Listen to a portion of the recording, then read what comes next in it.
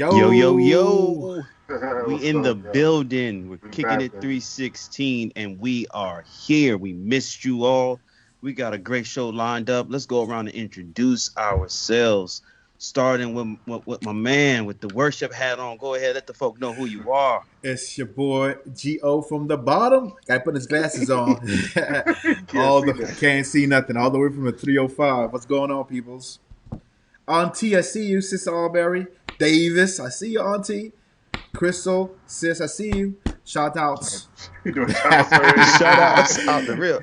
Off the All All right, right, rip. y'all. all right. It's Go your boy ahead, Miami. Ted. It's your boy Ted, aka Anthony, aka AJ, whatever. But you know, man, we here in Orlando, Florida. Beautiful, hot, humid Orlando, Florida. But we happy to be back, man, for another night of Kicking It 316. See, we doing AKA, you know what I'm saying? So here I am, man. It's Croc Kicks, aka Shada Filet, Oh, here we go. aka Pastor Shay, aka Croc Butter. Let's go. aka Shay Butter. What it We is. here, man. I can't do We the having a- Tallahassee. I can't do the Tallahassee That roll. butter, The that butter. butter. Listen, y'all, man, we're having a great time, man, and we're excited, man. We got an exciting show lined up for you. But before we dive into our topics, if you all would please do us a favor, do us a solid, man. It really helps us out. I don't know if you know how much it helps us out, but if you could please hit that share button and that like, it really, really helps us out. Also, when you get a chance, if you haven't already, please subscribe over on our YouTube channel. It's the same name every place, Kicking It 316. Kicking It 316 over on our YouTube. We need to grow that platform. Let's go Also ahead. with that too, just very quickly, when you go, like, subscribe. Also click that bell, it's a little bell on the right hand side, notification bell. Let you know when we upload a new video, so you don't want to miss that. So please, y'all, do that for us. All right, man. Gio, man, let's get it started with these shoes, man. These shoes, man. First, man, there was a release this weekend on Saturday, man. The Jordan 1 Retro High OG Light Smoke Gray. They were released $170. I heard a lot of people were sweating bullets over this pair of shoes. I slept well because I went ahead and copped it Friday. I went ahead, spent a little more on the shoe. I bought it resale price on GOAT. I'm not messing with StockX anymore. No more StockX. No more StockX. Cancel StockX. The wait time is too long. And so, man, I'm excited, man. I'm waiting for the shoe, man. I've been tracking it. It's on its way to be verified, so I'm excited. What y'all don't know about Croc Kicks is that this man, he is not a one fan. So the fact that he went after them, that's like his second pair. He must really be feeling it. Because whenever I talk about one, she'd be like, I'm good, bro. But can I be honest with you? Like, Croc Kicks is such a good poker face player. I'm like, man, I can't get this shoe because it's gonna come out on Saturday, and we know we don't purchase on the Sabbath.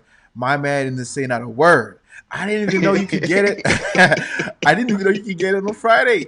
So my man went ahead and he paid that resale. I would have paid the resale for it too, man. But now it's like it's out, it's sold out, and hey, I caught it out. Hey, yeah, we gotta. Hey, the thing about it, man, is what y'all don't understand, man, is when we're off the air, everybody's flexing on each other, man. We are. Gio be flexing. He got them hairs, man. I said I wish I missed on top the hairs, 20, man. top 10. 6. Let's go. Let's go. We'll Let's talk go about that later. Let's go. And he Let's be flexing, man. So I had to tuck one in. I had to tuck mine in, and copped it Friday. I looked at it and I realized I wasn't gonna be able to get it anyways. And afterwards, there weren't gonna be any pairs left. So why not? So I took my shot. And I'm ready for it, man. I looked at the suede on that joint. The Nike's check looks like it's a black suede. It is. It's over. All the overlays is suede. Everything's butter. I'm feeling it. Welcome to the Ones family, bro. Yeah, feeling it. Yes, sir. Hey, yes. Well, I got them pine greens also. I'm feeling the one movement, man. You know. I know where you stay though. You know what I'm saying? That's all I'm saying. I know where you stay. I got that wet works too. No, but come on, we family. You can't do that to your family though. Come on. All right, let's go. All right. Yo, so I don't know about y'all, but I think we talked about it before, but those Jordan 11 low cement IEs are coming out. They push them back. They're supposed to come out, I think, last week. Push them back to the 16th. So this is the dilemma. I don't think a lot of people really want them, but I think the problem is that people don't have access to stores, and so they just picking up everything online. So I'm torn. I think these are going to sell out. I don't think they're going to be like, sell out in the first 5 seconds, but I think they're going to sell out online. Yeah. I think they are I think they're too. retailing for 170, so it's not a bad price. I think anything that's 11 related and cement related. I mean, these are some. I mean, I don't know. So I don't like them personally. Like Croc Kicks will tell you, when it comes to my 11s, I like them high. Can't deal with them low. But hey, somebody else's speed. Let's go. You know, I received that. Geo, man, we got that Jordan 6, man. Wait, Yeah, That by far my favorite shoes is Jordan What's up, Ayana? 6. They have shouts out to Miss Barber. We have those 6, and I love them. This is the Quay 54. You got the purple palette. You got this Florida Seminole palette. Let me show you how it looks. The Seminole palettes, and I don't know. I don't know. We'll see what happens. Who gets to cop them? They're coming out on the 25th. Someone say it's payday. Now, when they coming out? They coming out on the on the 18th, right? on the 18th, yeah, that's before 18th. payday. You can't get them before payday, brother. So Well, you can if you want to, but they gonna bust your head. Yes, sir. I think right now they're going. I don't want to say, but because I'm not 100% sure, but they busting heads right now. Yeah, they are. They are. So yeah. And as always, until the perpetrators are put in handcuffs, our energy is going to be as hard as ever, and we're not going to relent. We're going to keep saying her name, justice for Breonna Taylor. Like real talk, it's been too long now. Too long. They've passed legislations. They've had memorials. People have held vigils, but it's time to have justice. Don't give us what you think we want. Give us justice. I mean, also, man, we got to add to that too. Elijah McCain, man, his perpetrator's still out there too, man. I mean, That's real. That's real. we can't stop. I know it's hard to keep going, but we can't stop until justice. Dr. Martin Hanna, what's going on, sir? Good to see you. A Oh, wow, professor good. from the seminary. Yes, sir. Very, very spirit led and one of the deepest brothers in the denomination. For sure. Got a lot of nuggets in his classes, man. Kendall says Shay probably got them on pre-order. He does. Nah, that pre-order, that price is too steep, man. But man, I don't know if y'all saw, man, but I think it was the mayor of Louisville. He was holding a press conference, man, and out of nowhere, this protest began in the middle of his speech, man. And the crowd started saying "Fire, fire, ginger fire," man. Wow. It was timely. It was great. And I think they'll Man, keep my- support that, man.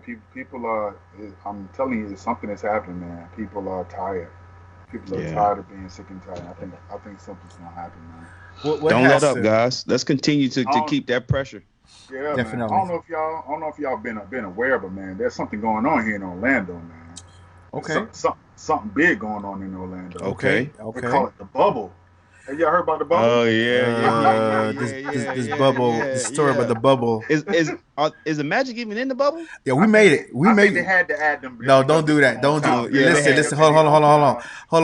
Y'all not gonna just do that right now, okay? No, we're playing host. I got the wrong hat on. I thought I had my magic hat on, but definitely we are in the bubble, and we are. I think besides the point, we were going to be in the playoffs for 2 years in a row now. So we're making moves. But So go- just a little bit about the background that for those who don't know. So the NBA has decided to continue this season. It's going to start, I believe, August 1st, and it's going to go through October. The bubble is at Worldwide Sports here in Orlando. What they've done is everybody that comes in there. So we have a good buddy of ours, John Scott, who works for TNT. NBA TNT, and so him and a couple other several news reporters, people like that. They've been in the bubble for I think 14 days. And so what it is, they come in there for 14 days and they have to be quarantined. They're not just quarantined in the bubble; they were quarantined in their room. In their room, yeah. 14 days. The only time they were allowed out of their room was to go get tested, then to go back to their room. All their food was delivered there. The players just started arriving last week, and they have to be, I think, quarantined for 4 days, something like that. And so what it is supposed to try to get everybody in there, keep everybody, in there, make sure everybody's COVID free. and then run the NBA's an abbreviated second part of the NBA season and go to the playoffs and the finals. It's crazy. There have been reports. Players have been posting videos. J.R. Smith was, I think, the most recent one under fire because he was saying how bad the food was and coverage there and everything. And it's just, I think what really brought him under fire for that people are like, some of these NBA players are tone deaf to the sufferings of other people. Some people would love to have the food that they have. I know they're not used to that. I know they used to have filet mignon and everything, but it's like that whole fire festival thing. But my problem is though with this bubble is my question is it are we putting health above? Are we putting safety of health above profit? Not only above profit, but people are going to be complaining about food, especially if they feel as though their safety and their wherewithal is not being taken care of, put into consideration. And then to add to that, a lot of these players, most of them who are African Americans, are probably not even in the right headspace to be in Orlando to play a sports game. It's their career, but at the same time, it's sports. And I don't know if they're in the right headspace to do that with everything that's going on in our country, with the temperature being what it is. And so, I get it. I get it. I do. My biggest issue is just, man, I currently have a friend of mine, a really close friend of mine. Like I shared with you all on last week, I have some friends that have COVID-19, and this particular friend, man, he tried his hardest to get tested. Like, and to this day, he has yet. Well, recently he was able to get tested, but only because he knew somebody who was a paramedic who could kind of look out and take him to a site. He went online early in the morning, in the middays. There was no sites available, but yet we have an abundance of tests for the bubble. I mean, right? They get tested daily. Daily. Yeah. Right? Tests right now, college football is getting ready to prepare to be played, and I'm an avid college football fan, but they're going to have to test these kids daily. I mean, on a weekly basis at least. And we talking about every football team has about 100 kids on their team, right? And so we have all these tests going to sports, and there are people literally who have COVID-19 who want to find out if they're still positive or not, or people who have symptoms and want to find out if they have COVID-19, and they can't get their hands on the test. So I just think, man, something is off when we will stockpile and store and provide tests for the abundance for sports, and there are people in society who literally cannot get tested. I think it goes even deeper than that. We get into what we've experienced in this country forever, classism. So the rich get richer and the poor get poorer. The reason why these athletes are able to continue to get tested because the NBA poured $150 million into the bubble. So when you have access to funds, you have access to health, you have access to food, you have access to everything else. And to me, this goes to where the federal government has failed the citizens of the United States of America. Because number one, we already know 55 minus 10 wants to stop testing. He believes that somehow testing reveals the reality. More people, but the point is people have it without the test. So number one, that's the problem. We have no leadership in this thing. And then we have governors throughout the country who aren't taking it seriously. And so they're not doing anything to provide testing for the less than. So people who have money can always find a way to get tested. But if you don't have money, you got to hope something free pops up. You got to hope Walmart or somebody's doing a free when the convention center here in Orlando does them. If not, like I said, it just goes back to classism where the rich get richer and the poor get poorer. Joe Shirley asked a question: have we taken into consideration that maybe the NBA is paying for the test? And again, I think, Joe, that's what Ted was saying. Yeah, that's what I'm saying. He's saying even if the NBA is paying for it, the fact that that money is able to move heaven and earth for them to have access to this test, and then we have individuals who cannot have access to this test because they don't have money, is a concern. And like again, I said, $150 million for 3 months that they poured into the bubble, and that includes not only the testing, but they also have this fancy They wear they have this chip that they have to carry around on them. Right. Yeah. And if they get within 6 feet of somebody, the chip beep, beep, beep, and just keep making noise. So they have the funds to invest in these things, whereas me and you, normal people, We we don't. don't have access to those things. But those things should be, I think, should be readily The available government, for the everyone. government has the funding to Oh, provide, Well, and so but they're not I going think to. but his, but go ahead. I think Card what case. Joe Shirley is saying is accurate.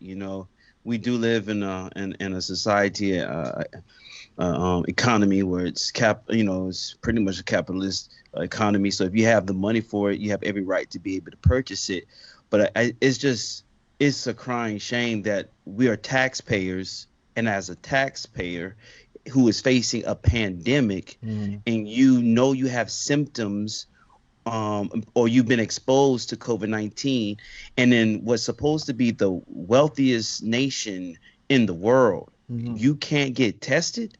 Yeah. It's bad. The But optics of that does not look good. listen, we're down in July, about to be in August. The fact that we're still having testing issues, and I don't care what anyone wants to say. The reality of it all is we are experiencing at the ground level testing issues. Is to be of concern. Someone put it this way in terms of just the fear of testing as it relates to the increase of positivity of positive cases. Um, Someone said, I think it was one of the anchors. She said, whether she get when she was pregnant, whether she got tested or not to figure out whether or not she was pregnant.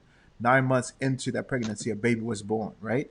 And so the reality of it all is, whether you test someone or not, people are sick, people are infected, and eventually either they're going to become people who transfer that virus, or they themselves are going to have some horrendous effects if they're symptomatic. And then if they're asymptomatic, I think that's even more dangerous, because you don't know what's going on, and in terms of just being around your own family, being around your own coworkers, that can prove to be problematic as well. So, but kudos to the NBA. They got the bread for it. Why not?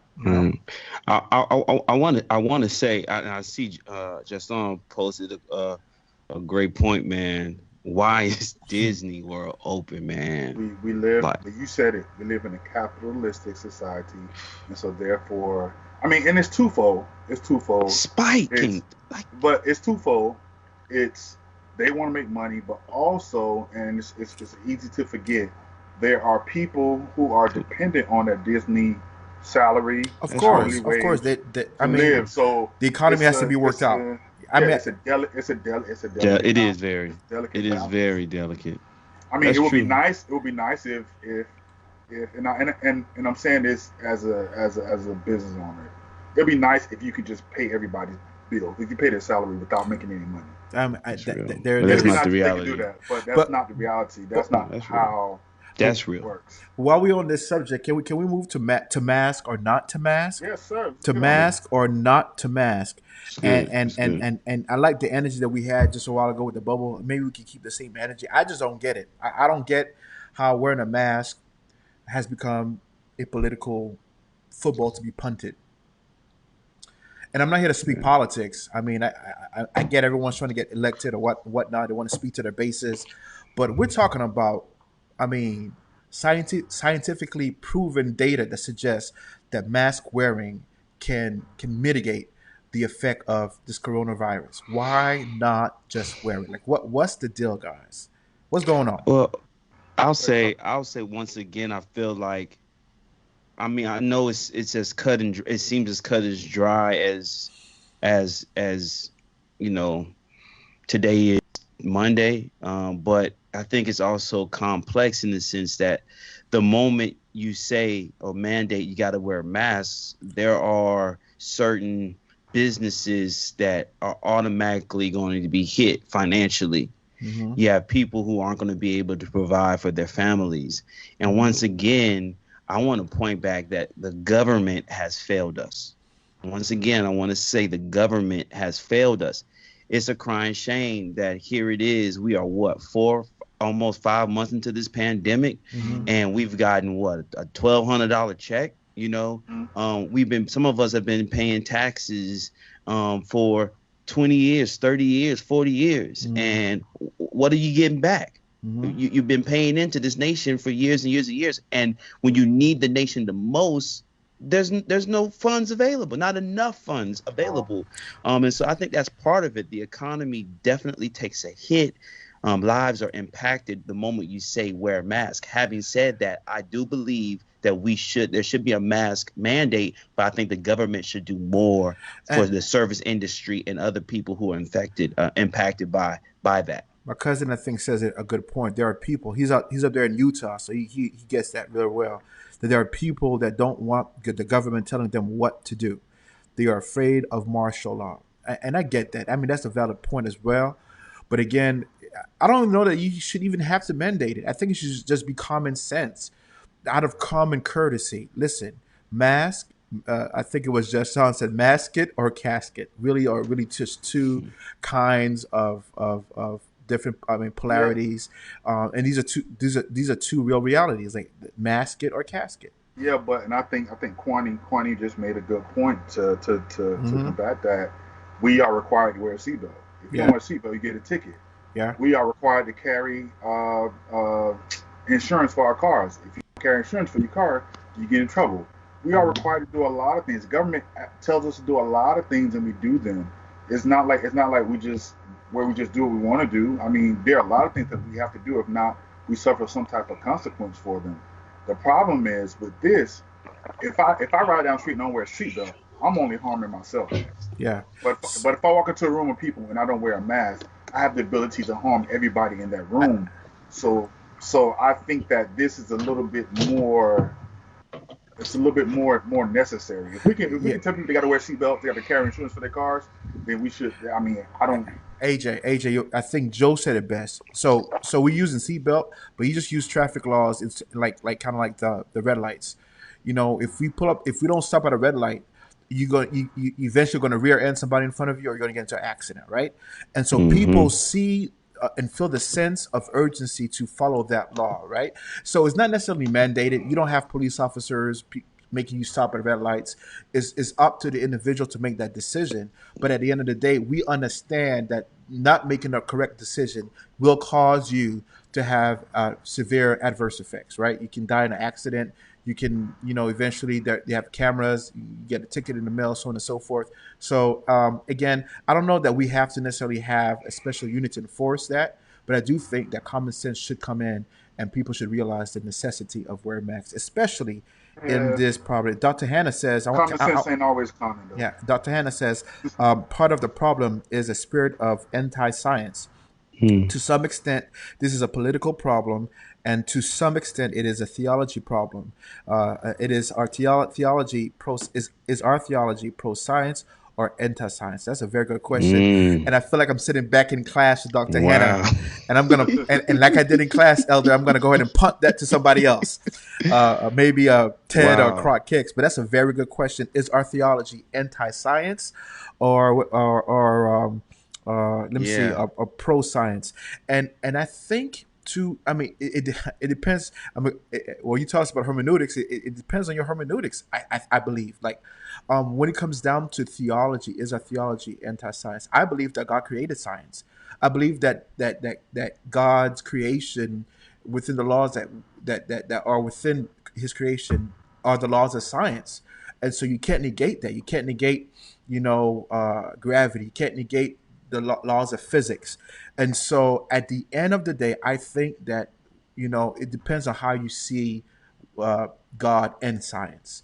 And I know that probably doesn't answer your question, Dr. Hannah, but I'm gonna do what you used to do. I'm gonna answer your question by giving you another question. How do people see God and science being intertwined? Yeah, I think I'll take my shot at this. I think for many Christians, and for many that are in the faith practice that all three of us are in, because we are Bible and Bible alone, I believe that we discredit what science says. But like you stated, George, I mean, theology is a science. actually, if I'm remembering correctly, it was the first science. Mm-hmm. You know, and so I believe that we have to use common sense, and understand that we can have faith and still realize that cancer is real, Mm-hmm. right? We can have faith and realize folk have literally have diabetes and the common cold and all these things. And so unfortunately, I think we allow our faith practice or our beliefs to cause us to literally just turn a blind eye to the To realities science. around us, I to You mean, hit you, science. you hit on the crock hits. I think it's faith versus facts. Yeah. And a lot of times we boot out facts because I have this faith. I have this faith that this is going to happen. I have this hope. I have this belief that this is going to happen. When facts are telling us that if I don't do something, regardless of what my faith is, if I don't do something the right way, then facts are going to prove out that something bad is going to happen. It doesn't matter what my faith is. If facts are telling me this is going to happen, then I have to become rational in my thinking. And I think that takes us even deeper because people always say faith isn't a rational way of thinking, Mm-hmm. and I agree with that. But at the same time, you have to be able to intertwine facts with faith, and if you don't, you're gonna be stuck. I Uh, mean, and I just need to say this, man. I have a friend, man. I told you about this individual. He had COVID. He has COVID-19. He was on a ventilator, and today I missed his phone call, man. I looked down on my phone. I had a missed call from this individual. Man, I'm like, man, did somebody get his phone, or is this him? I called him. He didn't answer. He calls me back, man. I'm jumping up and down. I'm excited, man, that my boy is off of the vent.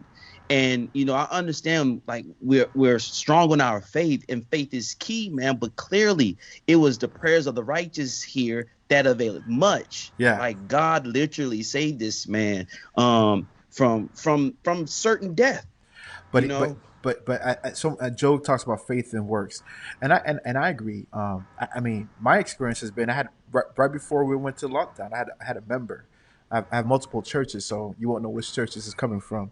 I had a member who says, diseases don't fall on the righteous. I said, okay. I said, and again, it goes back to your theology. It goes back to your theology, and is your theology anti-science? Okay, we talk about in Psalms. It talks about 1,000 will fall at your side, 10,000 to the right, to your right, and it won't come near you. So some people feel that way, and that's their theology. But what they have to understand is that although this is the theology, there's also a reality, right?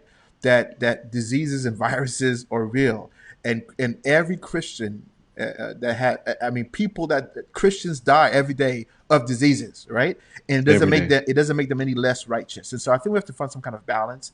And yeah, it's one of those things where you just gotta make sure that you understand faith and how it goes.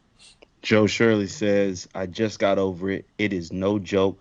I thought I was going to die on Mm, day 6, had to go to the ER. And that's my because I talked to my friend today, that's the same sentiments I had. Like, this is no joke. yeah. Really? And I was reading a Facebook post this week of somebody who was frustrated because their source of income was completely shut off. And Mm, I'm very sympathetic to that because yeah. we all have friends that are in similar situations. But then and that's why I want to point back to the government has failed us. Yeah. But if you just poll individuals who are working in these ERs or in these ICUs, these physicians and these nurses and these technicians, and the individuals who are sent into these rooms to clean them afterwards, Mm, ask them what they think about masks. And mm, they would tell you they wish everybody would wear a mask and stay home, right? mm.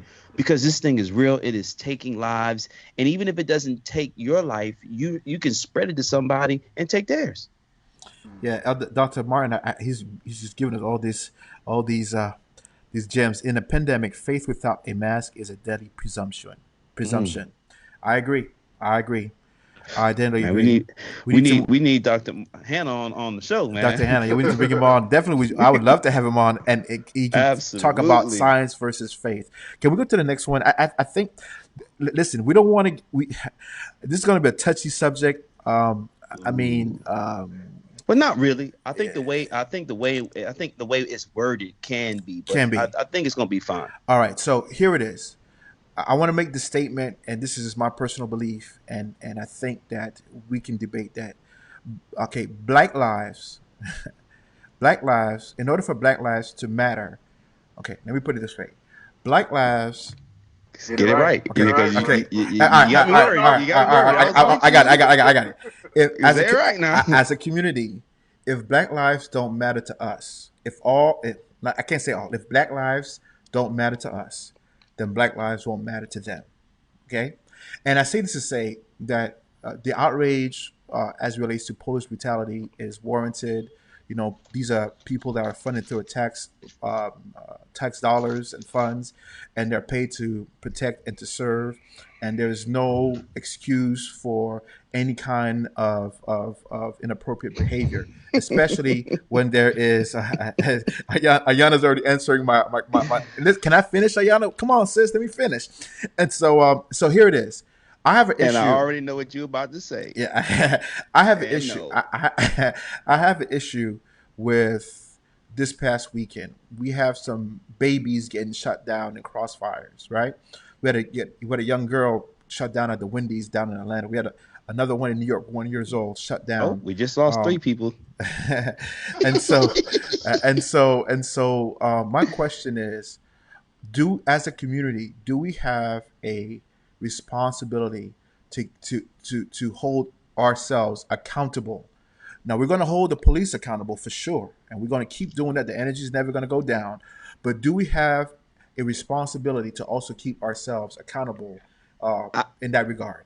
and I think if that's what you said out of the gate, I don't think you would have had the nose, No, right? but But I I think the wanted to say temperature that. is So very hot yeah, right now, yeah, and the way definitely. things are worded, it matters. And the reason why I'll say this is because I agree with the last statement you said. I want to You don't push agree with against the beginning of you it. don't agree that we don't agree. You don't agree with the first one, that if we don't No, care, that no one should that no, they won't care because either. races are going to be racist Okay, regardless. I agree. Races actually are excited that we're killing ourselves. That's why guns are available the way they are. That's why they piped in drugs in the 60s into Hmm. our communities. That's why on every corner in the hood you'll see a liquor store, you see a chicken place. Check Like cashing. that's like loan sharks. You Mm. see that stuff because that's exactly what they want us to do. But regardless of what they want us to do, as a community, we should value our lives also, right? And we know black people commit crimes against black people, white people commit crimes against Proximity, white people, and proximity, vice versa. crimes So of I proximity. think I think I think that we need to have the same energy we have for our communities and black on black crimes as we do for racism, right? We need the same energy because the purpose is to save our lives. But racists are going to be racist anyway. It's not going to stop that. Yeah, and Joe, I don't think I don't if I came off as saying that we don't care, I don't think that's what I was saying. I'm saying that we need to have we need to ride for our own community as well. It hurts me to see a parent, and I have a son. It hurts me to see he's 2 years old, for someone to die at 1 years of age to senseless gun violence. I think is should enrage us. It should enrage us, and. Mm. Again, I'm not. Hey, you Uh-oh. got the people fired up, bro. Crystal, They are. Crystal coming for you. Listen, so Hey, listen. so this is Hold what I on, hold think. on. This is an opinion. This is an opinionated show. Someone has to be for and against, and I took the short straw, so I'm for. So help me, please argue So this Bro, thing. this it wasn't no straws. This your view, Hey, bro. go, so this go, is this go is ahead, this, AJ. this is what I think it needs to be. We have to speak up for the less than. We have to speak up for the Mhm. less than. If it comes to police brutality, if it comes to Okay. young kids being killed, we have to speak up for the less than. The two situations aren't necessarily, like Shay said. Race is gonna be racist all the time. That's not going to change. If there's not another black person that's killed by a black person tomorrow, you're gonna have racism. You're gonna have systematic racism. It's going to be there. I think one thing we have to do better in our community, Mhm. we have to get rid of the notion that snitches get stitches. We have to get rid of those type Yeah. of thought patterns, because if somebody kills my next door neighbor's child, and if they're black and they kill their child, I should be up. And if I see it, I should speak up, just like I want them to speak up if somebody came and killed my child. So I Yeah. think the mentality has to change within our community. And like I say, I mean, the people that are speaking up are right. We can't equate systematic racism to crimes that happen within our communities. Crimes happen in every community. Crimes Yeah. happen in white communities, Hispanic communities. Crimes happen everywhere. So we can't equate the two. Our And Black I lives think will always matter. That doesn't yeah. matter what. We just have to do better at Yeah. policing our Yeah. And community. I think that was a point we made earlier. But I want Ayana, sis, you said it. I agree with you. Speak on issues of gun violence in Black communities exclusively, and not in correlation with the issues of injustice. So I agree with that. Yeah. Those two should not be in the same sentence or even in the same paragraph. And I think that, but those two subjects are subjects that individually need to be addressed in our community. And I think though, I think one of the things, I don't know if we have time to talk about that, was We got time. civil justice or street justice, because I think that in certain cases, when you have these babies getting killed, and I hate to say that, uh, and people are not necessarily speaking to the police. There are individuals who know how to root out those Oh my perpetrators, goodness. and to take that what happened and take that into their own hands. Ayan. Okay, She said. I can't post that, Ayana, but we praying for We you understand. and we love you. All right. It's okay. Hey, it's okay. We Yeah. with you. All right. Um, So if I can say this, this was a conversation that needed to be had because I mean, there people are having this very conversation, and so I'm glad we dove into it, man. I'm glad we're talking about it, and yeah, man, I salute you, George, for jumping out there, man. And, listen, but I heard you fall on your sword. I just heard you fall on your sword, man. I drew the short straw. But listen, Ayana said a good point, and I Bro, there think, wasn't no straws to draw. listen, man, come on now. I Let's asked you not to do this.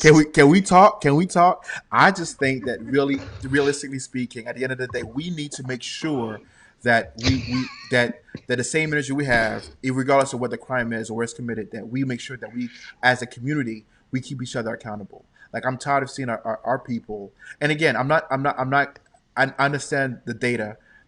I mean, every community, in terms of crime, there are crimes of proximity that occur in those communities. So I know if you go to white communities, most crimes against white people in those communities are done by the people within their own communities. I get that, but I'm saying though that I think that we need to be as angry. We should be as angry and as wrought with anger when things like that happen, and we need to speak up as well. Well, I do think that folk are angry. I think what it comes down to is what um part of it comes down to what Ted was saying. The whole culture of snitches get stitches, Mm-hmm. you know. And so there are witnesses who have viewed or witnessed crimes. Individuals have witnessed crimes, but for fear of their lives, they don't speak, or for fear of, I guess, losing street cred, or for whatever reason, they don't speak up.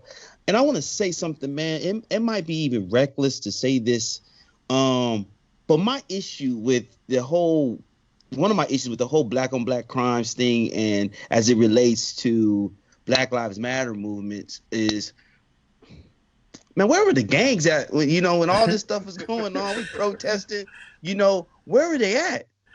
you know and not that I'm talking about, like, let's just have an all-out race war, but man, like, we see you all as being soldiers in the streets, man. It would have been good to see them have like a come to Jesus moment. I mean, we saw this when Nipsey was fatally shot and killed. Like, the gangs had like a whole ceasefire, man. They came together, they rallied around it.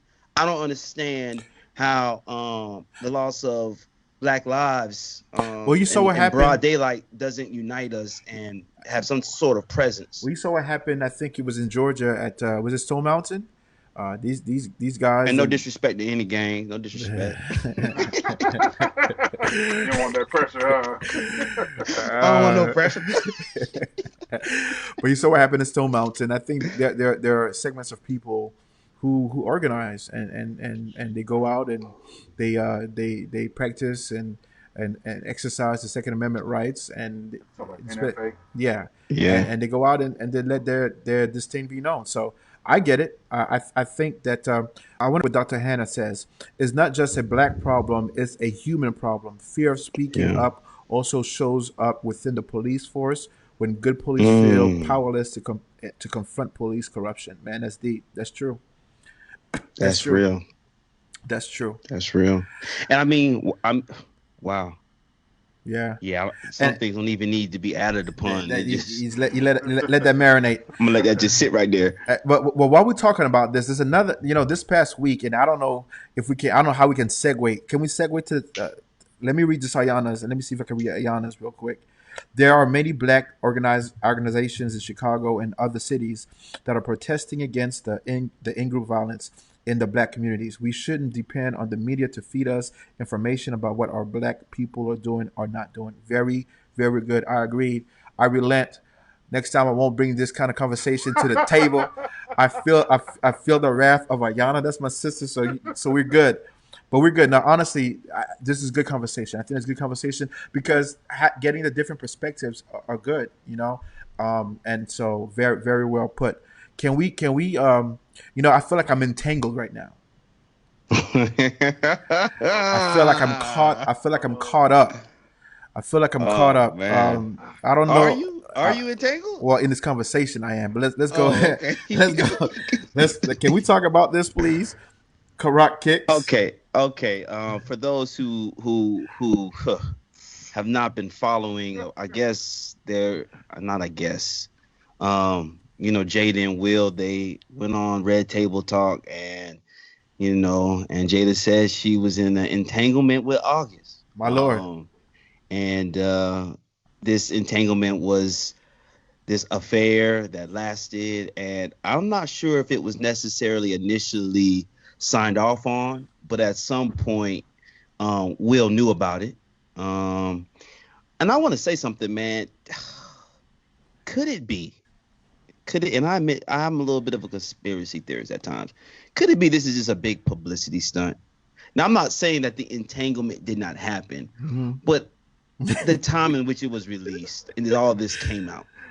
I mean, we all caught up in this. Everybody's talking about it. You know what I'm saying? And isn't August about to drop an album? Somebody told me that. Is that factual? That's what I heard. I don't know. To be honest, I haven't really. I've heard about it. I've seen people talking about it. I haven't really taken time to pay attention to it too much. It could be a conspiracy theory. My only thing is that Will and Jada, a long time ago, said they spoke about how they have an open marriage, that they do what they want to do in their marriage, and sometimes they don't call it marriage; they just call it a partnership. So to be surprised, I don't know why everybody's so surprised. I think maybe just because you have an actual person who's saying I was involved in an open marriage when they say it wasn't really marriage because they were It's confirmation. They were in a part of divorce, blah blah blah, cha cha cha. But I just don't know why people are surprised. These people have said it years ago that they are part of an open marriage. They do what they want to do because it works best for them. So I'm not surprised. I wasn't surprised when I heard about it. I think it could be just the timing for the album. I don't know. Yeah, Crystal Right. says I yes, mean, he dropped it and he did it right in time for the interview he had with Angela Yee. and then you see someone say, but Will did great acting if it was staged. I mean, I'm not saying the entanglement or the affair didn't happen. I'm just, and I do think we all know Will is a great actor. Mm-hmm. The internet is going crazy on Will right now. Black Twitter is real. If y'all did not believe, They're sliding in his DMs. He's a new meme. They're sliding in he his is DMs. a new meme. Yeah. And yeah, like Joe Shirley said, this was old news. And I believe perhaps it was strategically released at an appropriate time. I think Red Table, which was already doing good, but I think they probably had record numbers. So I don't know. James said, I understand that this is news and you guys have to talk about it. I don't care for it, so I'm just going to go to the bathroom during this segment. Yo, James, it's gonna be a quick lived segment. It won't be too long. Yeah, entanglements. Desiree, Desiree. Desiree says a lot of people on here are entangled. Mm. Yeah, Abercrombie. Um, I think everyone should mind their entangled business. Will been entangled, and she took it on stride. Now his pride is hurt, so she has Mm. to address something they have gotten over years ago. People should mind Their their biz. own entangled business. Entangled business. Sabrina, I all the just way from. that's what I said. I heard people talking about it. I was like, I mean, it's not new news, man. Whatever works for their marriage. I mean, Hey, Doesn't the Bible say that marriage is holy and the bed is undefiled I think it means with your with your spouse. you gonna get spouse? into a whole nother topic, brother. So I want to know. So when you're married and the bed is 5 minute undefiled, timeout. what does that mean? What does that mean? What does that mean? Y'all break that down to me, theologians. All right. Yeah, so we're not gonna it was never our intentions to stay on this long, but the internet is snapping with entanglement, and so we wanted to hint on it, man. Yeah. This past week has been hard for us here. As you can see, we're all wearing black. It's blacked out season. We lost one of our good friends. I mean, good friends. Like, rarely do you call people friends that are that close. He's really more like a It's a brother, friend, it's a brother. his Man. brother. Yeah. And to see his impact on like the general public has just been mind blowing to me. Because you grow up with someone and you know him. I mean, you know that person, and you see him, and you have interactions with him, and sometimes you don't realize that each person is a vessel that God puts on this earth to be light and guidance for other people. They're like a rock thrown into the pond, and they have ripples that are far reaching. And we lost a wonderful person. His light was extinguished, and but his memory will live on. And so I don't know if these guys want to talk, but I know that in this segment we just wanted to really honor our boy, Rodney Allen. There's a poem by Linda Ellis. It talks about the dash. We couldn't put the entire poem there, but this last line was deep. So when your eulogy is being read with your life actions to rehash, would you be proud of the things they say about you, about how you live your dash? And so you're born and then you die, but then there's a dash in between. And the question is, um, yeah, making that dash matter to this world. And I think I was talking to our good friend Wes, and he said that, you know, looking at everybody's response on Facebook, he said, I laughed because he said, all this time we thought Rodney was just ours. Mm, Yeah. we thought he was ours. I mean, but the impact he had, and and it feels sort of everybody knows Rodney was, to me, probably the most talented pianist we ever just heard. maybe because I know him personally, but he was the most talented pianist I knew, and I think people focus on that a lot, and that deserves to be focused on. But I think Rodney's greatest gift wasn't even his musicianship. Yeah, I think his greatest gift was that Rodney made everybody feel like he was their own. yeah, He made everybody feel like he was their best friend. They were important. I mean, I've seen story after story after story of people saying Rodney inboxing. I thought Rodney only inboxed a couple of us, but yeah, Rodney always inboxed me about stuff. Yeah. I yeah. thought And Rodney only texted a couple of us, Thought I but was Rodney will special, always, man. but he was always texting about random stuff, and then see the stories just go on and on listen, and on. my I think his wife. greatest gift was his heart Yeah, he's and pure. giving that to everybody. He was a pure soul, man. He was very pure. Let me tell you, Man. my wife said, because we were looking and we've seen how a lot of people say you would call them bishop and sister evangelist or whatever. I mean, I Hmm. thought that was what he called Sonia and I. He probably Yeah. called you and Vanessa the same thing. He called But me Kurt Franklin. so Now I would call him Hezekiah Walker. yeah, man, he was. Listen, let me in terms of talent, and let me just say this: when you have talent, it's key that you just invest in it. When we were kids, I don't remember a time where Ronnie was not on that piano. I mean, from the time we were kids, when we were playing basketball, when if we couldn't find Rodney out hanging out with us at camp, he was on the keys. And I remember when we were kids, we used to do this thing where we used to ask him to do to throw in some different kind of music in. Well, I mean, I hope we don't get in trouble for this, but the statute of limitation is gone. We would ask him to throw in music, different musics and as he played in the adult pavilion, we're teenagers, and we're saying, throw in some Mario Brothers in it, and he would do that effortlessly. And the thing about it, he didn't. I don't know if he knew that he was engaging in his first, I guess, exposure to music theory, but he was doing things that no one was doing back then, and to hear him play the organ was just it was just divine. It was just divine. And yeah, man. I want to share a story, man. From my junior camp days, man. I kind of hint on it on my Facebook post, man. First of all, everybody who knows Rodney knows that he was serious about his vegan days, and this brother would raid the calf like none other, man. And he would come to me. He got tired of breaking in the windows and the doors, and he just asked me straight up for the key to the kitchen, man, and I gave it to him.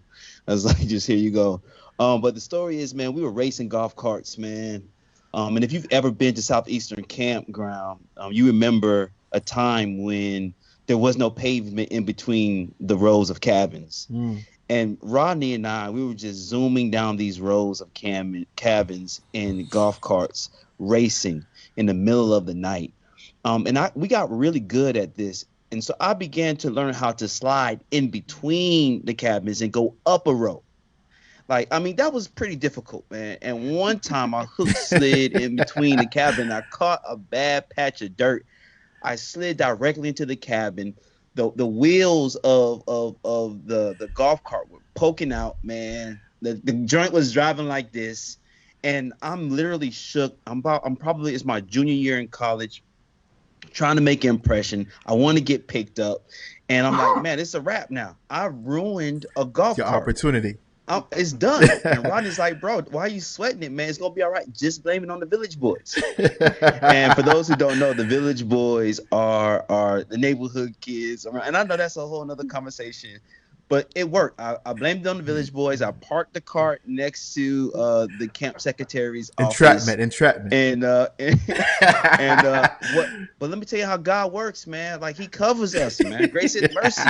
The very next day, the Village Boys jumped the gate and tried to steal the cart, but the gate was closed, and so they hid it behind the main pavilion's air conditioner. And I got picked up, y'all. Rodney literally saved my ministry before I had a ministry, and that's just the type of guy he was, man. He was always thinking about a way to protect you and to save you. I literally do not know anybody with a bigger heart than this man. Hands either. I don't know anybody with bigger hands either. Get your hands off me. Get your hands off me. I talked about this briefly on my post, but my first memory 30 plus years ago was walking into Ephesus. This is the first time I can remember a story about Rodney.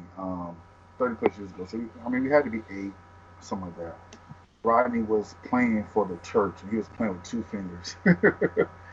And he was, but the crazy part about it was that they were letting him, and from that, something in him just grew. I mean, I have so many. Rodney and I we worked a summer crusade up here with Pastor Walden and Bob Mounter as the evangelist. Rodney and I have been to camp meeting together, junior camp together. Rodney has stayed at my house. And if any of y'all ever slept in the same room as Rodney, if you didn't go sleep before him, you want to get that. That was hauled a hog on you. Cutting down the tree. Yeah, man. It's hard. It's hard losing somebody like Rodney. And I think a lot of us took his love and his life for granted. Absolutely. He was just always there. He was always doing, like I said, always inboxing you, always texting you, always calling you. And I think we took it for granted, and it opened my eyes, man, that every moment, every person, it counts, it matters, man. And it's still tough, man. It's tough to even talk about it. some days I'm just riding. I just start crying because it's just tough to know that somebody like Rodney is gone, man. I told these guys, I tell a couple people that Rodney was that person that should have been in his late 90s when he just slipped away peacefully or something like that, man. He just meant so much. His talent was one of a kind, and what I think again, we talk about talent, but his best attribute was his heart. He would give away his talent literally for free. I mean, so many times in my ministry where I didn't have a musician, and I'll just say, man, I know I can't afford. Man, don't worry about it. I'll do. His thing was, I'll do it for free. You're my boy. You're my boy. That was his thing, and that's just how it was. Like, he was a real good person, and he will be missed. And I guess Dr. Hannah said the best: tears are a language that God understands. And I'm not ashamed to say that in my life, I've cried in terms of when people have died a few times. When my mother passed, I was inconsolable. And on this past Friday, I was inconsolable. Yeah. It's tough, man. Then Friday, you get the news Friday, and Saturday you have to go and minister. To preach. And for me, I didn't have the preaching responsibility this week, but had to moderate and had to be in Sabbath school panel. And I'll be honest with you, one of my, I guess, infirmities or challenges that I struggle with is grief, mourning, and staying in that moment. And so I usually run from it. When I feel it coming, I just close the door on it, and it's not healthy. It's something that I am trying to work on. And so this thing has really hit me very hard. And a lot of people, I had the privilege of speaking to his sister today, and she was just overwhelmed with all the love that everybody is showing towards her brother. I think all of us at the end of the day are, like we said, are just so amazed at how many people he touched, because he made you feel like you were one of the few, you know. I still don't understand how he was able to communicate with so many people. People. And it's real because the stories are the same, consistent. It's consistent. Where he's telling people, I believe you. He tells people, and that's one thing I tell right now all the time, like, man, you have, and I didn't know the extent of his gift beyond music, but I just always tell him, Rodney, you have a world-class gift, and I begged Rodney to go to Oakwood, just because I knew the Oakwood experience, I knew the musical experience. And Rodney said, "Nah, I'm gonna go to Southern because I want to learn how to play classical. I already know how to play gospel." And when he finally got to Oakwood, I was thrilled. Because I just knew that his, but beyond him being in that environment, I just knew that his gifts was something that people needed to experience outside of South Florida, outside of Southeastern Conference, that people needed to experience. And man, it's just tough, brother. I don't know how long it's gonna take to get over this one, but it's right. Tough. Man, there were so many people that he poured into. He helped out, man. Man, there's so many stories I wish I could share. Man. Maybe we'll have time to share a story like every day. Some stories can be shared. Hilarious. Detroit can be shared. Yeah, you're right about that. Man, this man was hilarious, and he also cared about our ministries and whatever we had going on, man. I remember when I was pastoring down in the land in Leesburg, I was trying to have a music day, and I know what his worth is. You know what I'm saying? As far as his time is very valuable. He plays on Saturday, he plays on Sunday, and I knew my church wasn't ready. They said they wanted, but I knew they weren't ready for that responsibility. What they said and what they knew was two different things. So I got innovative. I had the church pay half, and then I paid half out of my pocket. Yeah. And he came, man, and it wasn't about the money. It really wasn't. And honestly, the first Sabbath he was scheduled to come. We had to cancel because of some other scheduling and stuff like that. And I paid him anyways. And so y'all individuals, we dealing with musicians and individuals. This is how they eat, man. We got to do right by them. I paid him anyways. He came back, and man, he even got a soloist from me from Orlando. He was connected everywhere. That's how he does it. That's how he He, did he'll it. show, he'll show up with a band when you don't even ask him to show up with a band. Like he's done He's that to like, me "Do you so need a many drummer times. too?" He was He's like, "What you need?" And if he can't be there, he will say, bro. he'll tell me, AJ, I got something for you, my brother. I got somebody for you. I'm gonna take care of you. I can't be Well, there, but I got somebody for you. in fact, for my wedding, he couldn't make it up to New York. He gave me he hooked me up with the musician for my wedding, and he played at my mother's funeral. Like this guy was just a all around good dude. He yeah, he would if he couldn't be there, he would send someone else. One of the things I'm going to miss was that whenever I needed a go to song for an appeal or for whatever the case was, I would text him, and he would give me a song, um, and it was always on point, always on point. So yeah, Yeah, man. I think this is a very fitting portion to end on. Um and I want shout out to Geo. Ordinarily at this time, we well, highlight a shoe of the week. but before we go Uh, there, can I can we? text you. I text you. Um I feel like ordinarily we highlight a shoe of the week. But this week what Geo recommended was that, man, just to pay homage to our friend, that we would, instead of showing a shoe, man, just share a story of how he impacted our lives, man. And I think I, there's nothing that we could do, man, to really completely tip our hat to this man. He was that impactful. But I just think this is a very, very fitting way to end the show. I know we do highlight black entrepreneurs, and so we let's highlight. We can highlight that. We'll do it real quick. Listen, this young brother here, his name is Woody Gracia. He is the COO, Director of Administration, and founder of the Dickens Sonomi Academy, believing in the special child. Dickens Sonomi Academy is a nonprofit exclusive private institution dedicated to helping its students work through a rigorous and meaningful academic experience while encouraging different learning styles and managing target behaviors when need be. And they actually specialize in kids with behavioral problems, kids who are autistic, and as well as just your round and about kids in general. So we want to give them a shout out. Yes, sir. Dickens, SonomiAcademy.org. If you're looking for a school to send your children to in the Fort Lauderdale area, he is a good person to consider. I'm Patron, sending it back to you, Croc Kicks. Big shout out to Woody, man. Big things are going on. We want you all to take time. That information is in front of you. Write that down. Visit. Share it. We wanted to make sure that we support Black entrepreneurship on this show and in our lives. We can't just highlight it on one day. We can't just spend our money one day, but we have to continue to build our economy. All right.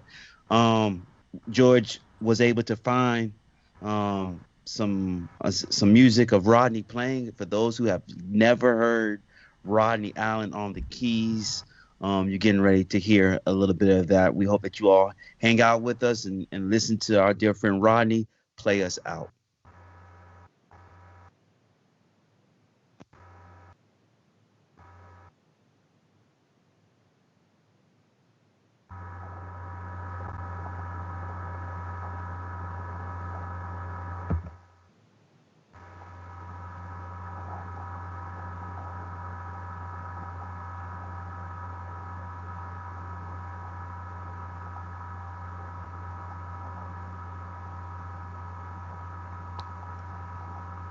He's working on it.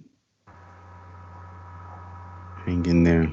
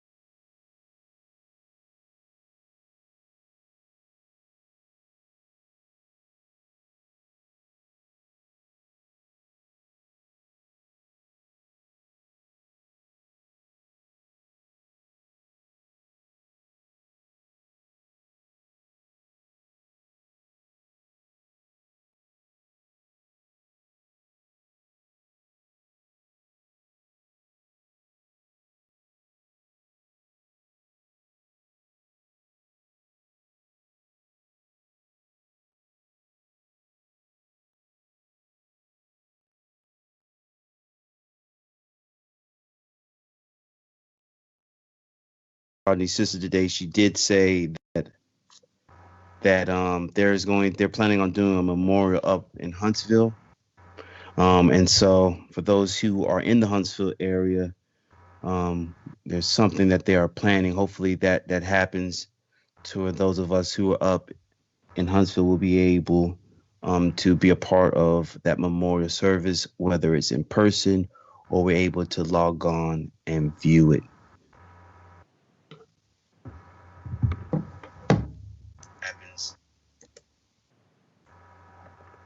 If you can't get it, you want to do a backup? You want to try and play something? Yeah, go ahead, Let's see how the quality sounds. Yeah, I hear that.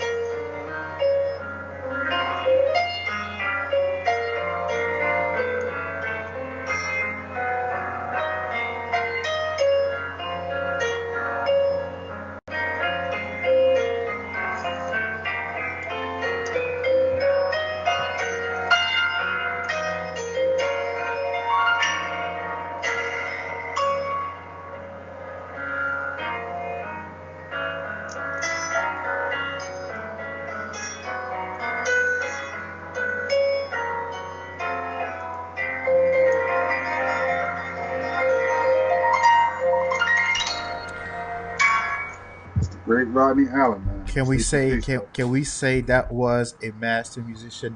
Listen, we were supposed to outro on that, but Keith Allen is on. That's Rodney's older brother, and I feel impressed to just pray for him. Keith, I know that as much as we feel this loss, I know that you and your family are more so impacted, and we just want to pray God's courage, God's strength on you, your mother, and your sister as you go through this moment of bereavement. So I'll go ahead and pray, and if anyone else wants to pray as well, you can. But let's bow our heads. Father in heaven, we're so thankful for the miracle of friendship and brotherhood. We're thankful that you allowed for one of your sons to be on assignment and unknown to us for 38 years. And we have known him, and we have laughed with him. We have eaten with him. We have ministered with him. We have done all kinds of activities with him. And Father, our life has been impacted for the better. And no one expected this loss on Friday. And our hearts indeed, in fact, are perturbed. And some of our hearts are broken, never to be mended again. And so, Father, we just ask that you'll give us healing and it shall give us peace of mind. But in a very more real sense, we pray for his family. His brother Keith is on right now. And we just pray, oh God, that your loving hand will caress him and his family. Be with Enika, be with his mother. That God, you'll continue to bless them in a very special way. That they would find strength and comfort in knowing that God, in spite of what they're going through, your love is still real and your care for them is ever present. Be with us now. Bless us. Encourage us, we pray. For we ask this in your name. Amen. Amen. That's it, guys. That we sign out. Y'all be blessed. Till next week. Yes, sir. Blessing.